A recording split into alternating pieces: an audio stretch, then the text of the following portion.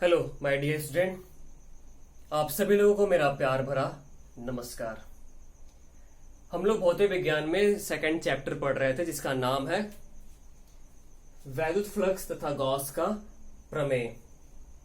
इसमें हम लोग पिछले क्लास में कुछ टॉपिक के बारे में हम लोगों ने बात कर लिया था, जैसे कि क्षेत्रफल सदिश क्या होता है, क्षेत्रफल सदिश, घन कोण, फिर इसके बाद वैद्युत फ्लक्स।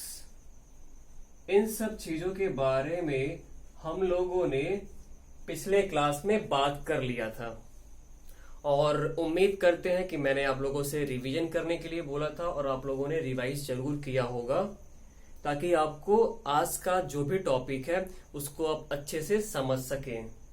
और जिन लोगों ने रिवीजन नहीं किया है तो थोड़ा उनका नुकसान जरूर होता है, क्योंकि रिवीजन करने वाला रिवीजन न करने वाले से की अपेक्षा कई गुना तेजी से चीजों को समझ पाएगा। तो इसलिए आप जब भी अगली क्लास देखें तो पिछले वाले जरूर उसको आप रिवाइज कर लिया करें। फिर भी जिन लोगों ने रिवीजन नहीं किया होगा आप उसको पीछे वाली वीडियो को जरूर देख लेना। तो इन सब चीजों के बारे में हम लोगों ने देखा था। फिर भी जैसे जैसे जरूरत होती है तो मैं उसको जरूर रिवाइज कराता हूँ, लेकिन अगर आप अपने तरफ से भी एफर्ट रखेंगे तो आपको चीजों को समझने में बड़ी ही आसानी होगी। तो आज का जो इस टॉपिक होगा जो हमें पढ़ना है, जरा मैं आपको पहले उसके बारे में बता दूं कि हम लोग कुछ सवाल देखेंगे, वैद्युत फ्लक्स से रिलेटेड कुछ सवाल देखेंगे, जैसा कि ये सवाल और फिर ये सवाल जो कि एग्जाम में आपके प्रश्न पूछे जाते हैं। फिर उसके बाद हम लोग देखेंगे गॉस का प्रमेय क्या होता है और उसका डेरिवेशन, जो कि एग्जाम की दृष्टि से काफी ज्यादा इंपॉर्टेंट होता है। फिर हम लोग देखेंगे इससे रिलेटेड सवाल। तो चलिए आते हैं हम लोग जो है पहले इन सवालों को देखते हैं। तो सवाल को जानने से पहले जरा मैं कुछ चीजों के बारे में आपको बता दूं जो कि मैं पीछे वीडियो सेक्शन में हमने आपको अच्छे से समझाया हुआ है, बट फिर भी मैं जरा यहाँ पे आपको बता दूं कि चीजें क्या थी। जैसा कि अगर हम बात करें आवेश के बारे में बात करें, चार्ज, तो आवेश के चारों ओर एक क्षेत्र होता है जिसको हम लोग बोलते हैं वैद्युत क्षेत्र। क्या बोलते हैं? वैद्युत क्षेत्र, यानी कि इलेक्ट्रिक फील्ड। यानी कि कोई भी आवेश अपने चारों ओर, मतलब जितनी दूरी में क्या करें, किसी दूसरे आवेश पर आकर्षण बल या फिर क्या कर सके, प्रतिकर्षण बल लगा सके, तो उस क्षेत्र को हम लोग बोलते हैं वैद्युत क्षेत्र। अच्छा, इस वैद्युत क्षेत्र में ना जी रेखाएं होती हैं, लाइंस होती हैं, चारों तरफ रेखाएं होती हैं, और इन्हीं रेखाओं को हम लोग बोलते हैं वैद्युत बल रेखा। क्या बोला जाता है? वैद्युत बल रेखा। अच्छा, ये रेखाएं आपको दिखती नहीं है, ये रेखाएं आपको दिखती नहीं है, इसलिए इसको बोलते हैं काल्पनिक रेखाएं। क्या बोलते हैं? काल्पनिक रेखाएं। जो करती क्या है? वैद्युत क्षेत्र की दिशा को बताने का कार्य करती है। अच्छा, अगर दिखती नहीं है तो फिर कैसे हम इनको पता कर सकते हैं? तो देखिए, अगर कोई आवेश है, प्लस क्यू आवेश अगर है, तो आप इन रेखाओं को आप खींच भी सकते हैं। कैसे? कि अगर कोई एकांक धनावेश आप लेके आइए, कोई भी एकांक धनावेश आप लेकर के आएंगे, यूनिट पॉजिटिव चार्ज एकांक धनावेश लेकर के अगर आएंगे, तो प्लस प्लस को क्या करता है? प्रतिकर्षित करता है। प्लस प्लस को प्रतिकर्षित करता है, तो ये एकांक धनावेश क्या करेगा? ऐसे भगेगा ना, ऐसे इधर भगेगा। प्लस प्लस क्या करता है? प्रतिकर्षित। वही अगर माइनस होता तो उस एकांक धनावेश को आकर्षित करता, तो एरो इधर होता। इसी तरीके से चारों तरफ आप अगर इधर रखेंगे एकांक धनावेश को तो भगा देगा, इधर रखेंगे एकांक धनावेश को तो भी भगा देगा, इधर रखेंगे तो भी भगा देगा, इधर रखेंगे तो भी भगा देगा। यानी इन्हीं रेखाओं को हम लोग क्या बोलते हैं? वैद्युत बल रेखा। ठीक। अब अगर आप इसमें कोई एक पृष्ठ ले लें, एक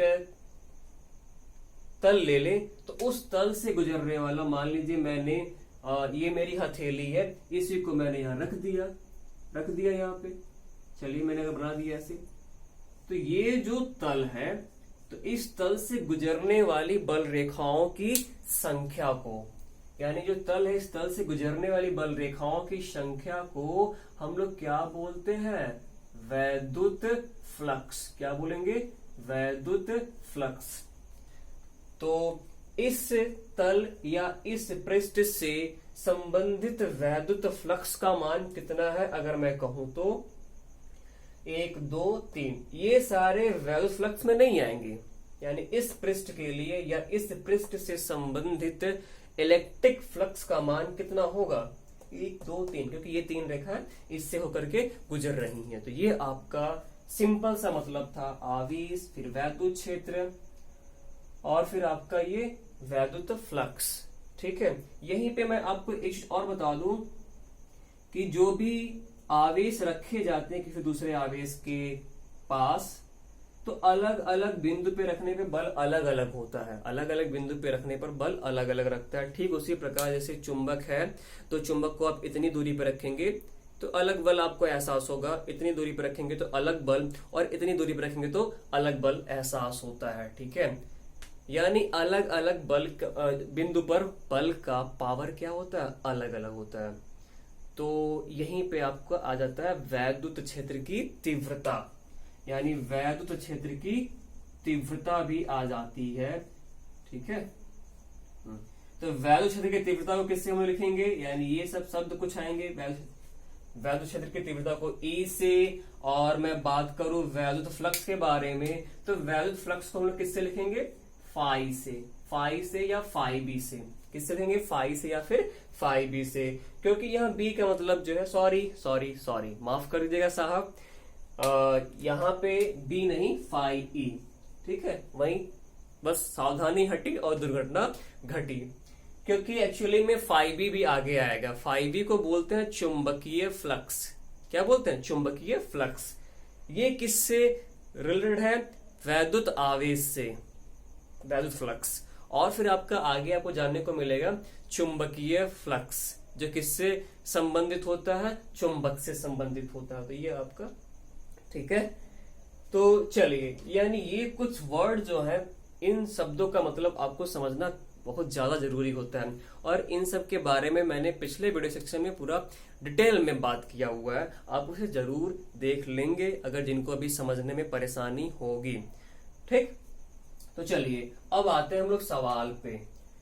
ठीक है, इन शब्द का मतलब समझ गए, और सवाल पे आने से पहले मैंने आपको एक फॉर्मूला बताया था, जरा मैं आपको उससे परिचय करवा दूं। ठीक है, वो फॉर्मूला किसके लिए था, अगर मैं कहूं तो किसके लिए फॉर्मूला था, वो वैद्युत फ्लक्स के लिए। किसके लिए फॉर्मूला था, वो वैद्युत फ्लक्स। अभी मैंने बोला कि वैद्युत फ्लक्स को आप किससे लिखते हैं, फाई से या फाई ई से, इलेक्ट्रिक फ्लक्स। ठीक है, जो भी मेरे भाई बहन इंग्लिश मीडियम से हैं, तो मैं आपको सारे वर्ड्स का इंग्लिश मतलब भी बताते चलूंगा, ताकि आपको परेशानी ना हो। ठीक है, और हिंदी भाषी मेरे भाई बहन वो भी परेशान नहीं होंगे, क्योंकि भाई आपको पता है कि 12वीं के बाद आपको अधिकांश जो चीजें पढ़ने को मिलती हैं, सीखने को मिलती हैं, वो अंग्रेजी भाषा में ही होती हैं। ठीक है, तो देखिए जी, वैद्युत फ्लक्स के बारे में मैंने आपको जो है फॉर्मूला बताया था। वो क्या फॉर्मूला बताया था कि फाई ई बराबर बताया था ई ए कॉस थीटा। फाई ई बराबर क्या बताया था, ई ए कॉस थीटा। अच्छा, इसको मैं जरा साइड में लिख दूं ताकि वहां पे वो आपके सामने रहे, सवाल लगाने में आपकी मदद करे। ठीक है, यानी मैंने जो फॉर्मूला बताया था कि फाई ई बराबर क्या बताया था, ई ए कॉस थीटा। ठीक है, जहां ई को मैंने बोला था, ई अभी बोला क्या, वैद्युत क्षेत्र की तीव्रता, वैद्युत क्षेत्र की तीव्रता। ठीक है, इलेक्ट्रिक फील्ड इंटेंसिटी, वैद्युत क्षेत्र की तीव्रता। इसको अगर और सिंपल सी भाषा में समझना चाहें आप, तो वैद्युत क्षेत्र की तीव्रता का मात्रक होता है न्यूटन प्रति कूलाम, न्यूटन प्रति कूलाम। तो यहाँ क्या, जैसे अगर मैं बोलूं कि 10 रुपया पर पीस, इसका मतलब होता है कि एक पीस का दाम कितना, 10 रुपया। तो ऐसे यहाँ पे आप क्या समझेंगे कि प्रति कूलाम आवेश पर, इससे प्रति पीस वस्तु का दाम 10 रुपया पर पीस कोई वस्तु है। अब वो वस्तु आपका जो भी हो सकता है, चॉकलेट हो सकता है या फिर जो भी चीजें हैं, ठीक है। तो यानी आप 10 रुपए पर पीस, मतलब पर पीस वस्तु का दाम 10 रुपया। ऐसे यहाँ पे पर न्यूटन पर कूलाम, यानी पर कूलाम आवेश पर। कूलाम किसका मात्रक होता है भैया, कूलाम किसका मात्रक होता है, आवेश का। किसका मात्रक होता है, आवेश का। और न्यूटन क्या है, बल है। तो पर कूलाम आवेश पर लगने वाले बल को क्या बोलते हैं, वैद्युत क्षेत्र की तीव्रता। ठीक है, तो ये चीजें आपको और भी स्पष्ट हुआ होगा कि वैद्युत क्षेत्र की तीव्रता, इस शब्दों का मतलब क्या है। अधिकांश सारे बच्चों को ये समस्या होती है कि वो शब्द का मतलब नहीं पता होता, मजबूरी वश में अब पेपर है पूछा जाएगा तो इसलिए रटना पड़ता है, ठीक है, किसी तरीके से। बट आपको रटना नहीं है, आपको हर एक चीज का सिंपल साधारण तरीके से समझते हुए आपको आगे बढ़ना है, ठीक है, कि उसका रियल मतलब क्या होता है, वास्तविक मतलब क्या होता है, ये समझना बहुत ज्यादा जरूरी होता है, ताकि आप तब अन्य जो भी उससे जुड़े टॉपिक होते हैं आप उसको अच्छे से समझ सकते हैं, ठीक है। और आपको मानसिक तनाव भी नहीं बनने देना होता है, और ऐसा मैं होने भी नहीं दूंगा, ठीक है, क्योंकि तनाव उत्पन्न करने के लिए पैसा लगता है, सीखने के लिए पैसा नहीं लगने वाला है। तो आप टेंशन किसी प्रकार का भी ना लें, आप चीजों को सीखते रहें, हंसते रहें, मुस्कुराते रहें और चीजों को सीखते रहें। कहीं पे कोई भी दिक्कत आती है, कोई भी परेशानी आती है तो आप वीडियो को दोबारा देख लें, फिर भी समझ में नहीं आता तो आप मुझे जरूर वो चीजें उसका स्क्रीनशॉट लेकर के या फिर आप कॉपी में नोट करके आप मुझे मेरे नंबर पे व्हाट्सएप कर सकते हैं या कमेंट में लिख सकते हैं, और मैं आपको जरूर उसका निवारण करूंगा, आपको समझाऊंगा, बताऊंगा, ठीक है। अच्छा जी, ठीक है, ये ई के बारे में आप जान गए। अब बात करते हैं ना ए को बोला गया था क्षेत्रफल। क्षेत्रफल इसके बारे में और मैं अच्छे से बताऊं तो वेक्टर ए बताया रहा होगा, जिसको बोलते थे क्षेत्रफल सदिश। क्षेत्रफल सदिश, इसमें हमें एरिया के साथ साथ दिशा भी बताना होता है।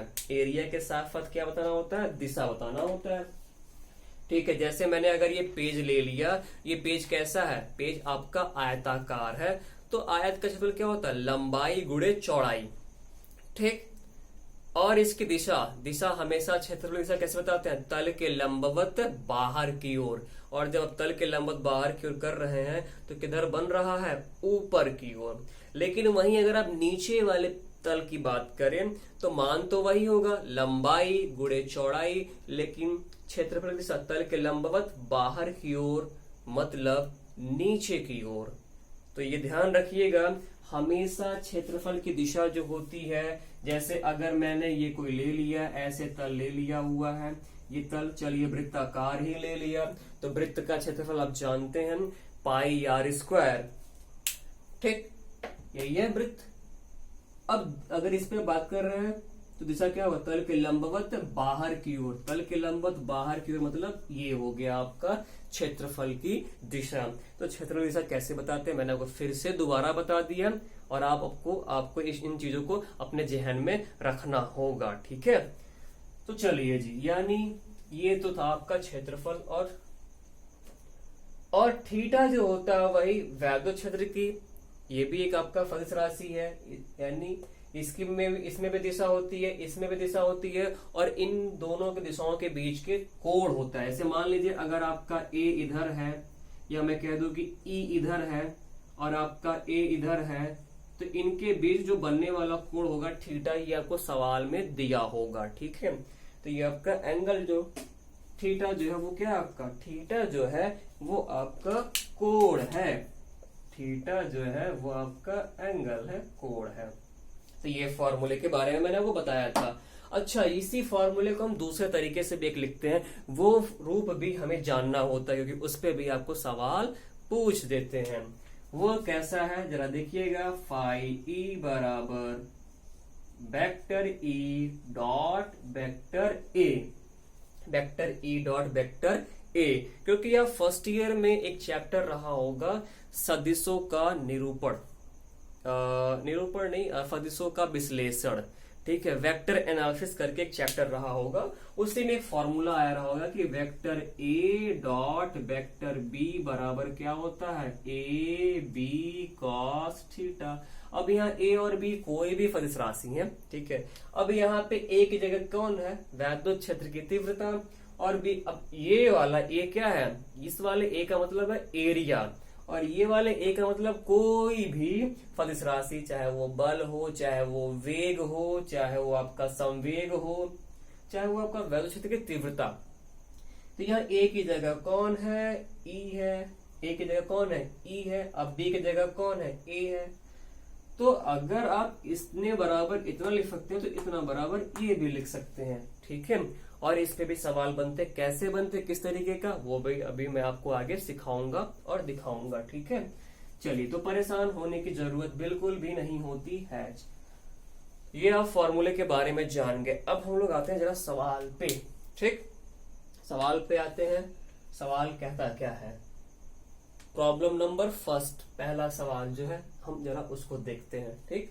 ये फॉर्मूला हमारा यहाँ पे रहेगा ताकि हम इसको यूज कर पाए, इनका मतलब मैंने आपको बता दिया हुआ है, ठीक है।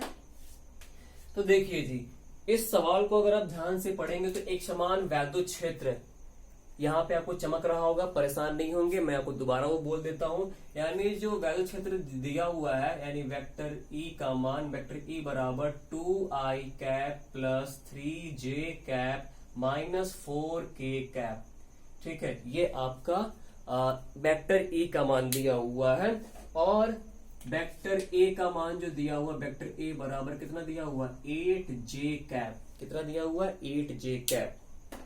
तो बोल रहा गुजरने वाले वेल्थ फ्लक्स की गणना कीजिए, यानी फाई का मान पूछ रहा है, या फाई ई लिख सकते हैं, फाई ई बराबर क्या। अब ये वेक्टर फॉर्म में दिया हुआ है तो हम लोग कौन सा, ये वाला फॉर्मूला नहीं यूज करेंगे, बल्कि ये वाले सूत्र का इस्तेमाल करेंगे, ठीक है, ठीक, इस वाले सूत्र का इस्तेमाल करेंगे। और ये क्या होगा जरा देखिए, यानी फाई ई बराबर क्या है, vector E dot vector A. ये सामान्य गुणा नहीं इसको कह सकते हो आप, जैसे एक आपका डॉट होता है और एक आपका होता है क्रॉस। डॉट का मतलब कि अगर इन दोनों का गुणा करेंगे तो राशि कौन सी होगी, वो राशि जो मिलेगी वो राशि कौन सी होगी, अदिश, स्केलर क्वांटिटी होगी। लेकिन अगर वही क्रॉस होता, अगर क्रॉस होता यानी अगर ऐसे लिखा होता, तो इसका मतलब इनका गुणा करने पे राशि कौन सी मिलती, सदिश मिलती। कौन सी राशि मिलती, सदिश। तो ये अदिश गुणनफल होता है और ये सदिश गुणनफल होता है, वेक्टर प्रोडक्ट, ठीक है। तो ये इनका मतलब होता है, ठीक है। तो चलिए अब जरा हम लोग यहाँ पे सारी चीजों को रखते हैं, और गुणा करने का तरीका क्या है मैं आपको एक और बता दूं, आपने फर्स्ट ईयर में ही पढ़ा रहा होगा कि आई डॉट आई का मान होता है 1, जे डॉट जे कैप का मान, यानी आई कैप डॉट आई कैप का मान 1, जे कैप डॉट जे कैप का भी मान 1, और के कैप डॉट के कैप का मान भी क्या होता है, 1 होता है। अच्छा, आई cap, j cap, k cap क्या होते हैं, इनको बोला जाता है, जैसे आपका होता है एक्स अक्ष, वाई अक्ष, और फिर क्या होता है जेड अक्ष। एक्स अक्ष की दिशा में जो होगा वो आपका आई कैप, ये है क्या, आई cap, j cap, k cap है क्या, इनको बोलते हैं लंब कोणीय अक्षों के अनुदिश एकांक वेक्टर। आई cap, j cap, k cap एकांक वेक्टर होते हैं। एकांक वेक्टर जिसका परिमाण या मान कितना होता है, 1 होता है, ठीक है। अब लंब कोणीय अक्ष मैंने जो नाम बोला, तो लंब कोणीय अक्ष का मतलब यानी देखिए एक्स वाई जेड, क्योंकि इनके बीच में एंगल कितना बनता है, 90 डिग्री, यानी ये परस्पर क्या होते हैं, लंबवत होते हैं। तो आई cap, j cap, k cap ये आपके एकांक वेक्टर होते हैं। और एकांक वेक्टर आप किसे बोलते हो, जिसका परिमाण 1 होता है और उसके ऊपर क्या, कैप, ये जो कैप लगाया हुआ ना, जैसे मैं अगर इसको ऐसे लिख दूं ए कैप, यानी ये एकांक वेक्टर है कोई, i cap, j cap, k cap, ठीक। तो चलिए जी, यानी ये i cap dot i cap, j cap dot j cap, k cap dot k cap की वैल्यू कितनी होती है? 1 होती है। लेकिन अगर वहीं अगर हम लोग बात करें आई कैप डॉट जे कैप और जे कैप डॉट के कैप और के कैप डॉट आई कैप, इनकी वैल्यू 0 होती है। इनकी वैल्यू क्या होती है? 0 होती है। और इन जो भी फर्स्ट ईयर में पढ़े होंगे, मैंने पढ़ाया भी था और इसको हम लोगों ने प्रूफ भी किया हुआ था। और ये प्रूफ होता है किस वाले फॉर्मूले से? किस वाले फॉर्मूले से? इसी वाले फॉर्मूले से, vector A dot vector B बराबर ए बी कॉस थीटा। फिलहाल हमें यहाँ पे चीजों को प्रूफ करना नहीं है, ठीक है। मैं आपको अगर फिर भी जिनको परेशानी होगी, जानना होगा तो मैं बता देना, मैं आपको बता दूंगा, ठीक है। फिलहाल हमें यहाँ पे इनको यूज करना है, प्रूफ नहीं करना है, ठीक है। देखो सेम रहेगा तो 1 और डिफरेंट रहेगा तो क्या? 0। चलिए बता भी देते हैं, आई कैप सेम है, यानी आई और आई वैल्यू दोनों का समान दिशा में कोण कितना बनेगा? 0 डिग्री। कितना बनेगा? 0। और कॉफ 0 की वैल्यू कितनी होती है? 1। देखिए आई, ये भी आई और कॉफ 0 डिग्री, कॉफ 0 की वैल्यू कितनी होती है? 1। और आई स्क्वायर, कॉस 0 की वैल्यू 1। और इनका मान कितना होता है? इनका मान होता है 1। कितना होता है? इनका मान 1 होता है, तो इसलिए 1 आता है। वहां पे देखो आई कैप जे कैप, ये आई कैप और ये जे कैप, कोण कितना बना? 90 डिग्री। और कॉफ 90 की वैल्यू कितनी होती है? 0। तो इसलिए यहाँ पे 0 और इसलिए यहाँ पे 1 उम्मीद करते हैं आप चीजें थोड़ा सा हो सकता है सेटिस्फाई हुए होंगे। अगर आपको पसंद आ रही हैं चीजें तो आप जरूर इसे लाइक कर देना, अपने अन्य साथियों को शेयर कर देना।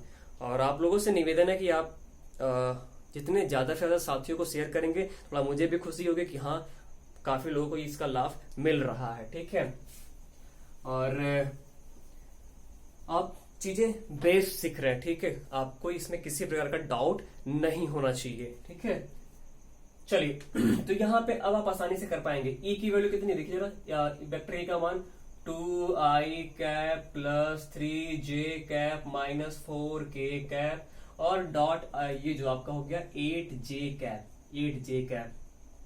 तो देखिए अब यहाँ पे सिंपल सा है, हमको पता है भाई आई का जे के साथ होगा, भाई इससे बड़ा सब में होगा। आई का जे के साथ करेंगे तो वैल्यू 0 आ जाएगी। फिर जे का जे के साथ, यानी जे का जे के साथ ही बचेगा। जे का के साथ भी करेंगे तो जे का के साथ भी क्या होता है? 0 होता है। यानी हमें सिंपल सा पता है कि जे वाला है तो भाई जे वाले का जे के साथ ही बचेगा, बाकी अन्य लोगों के साथ क्या हो जाएगा? नेस्तनाबूत हो जाएगा, ठीक है। यानी आप यहाँ पे देखेंगे अगर तो केवल 8 त्रिक के 24 और जे कैप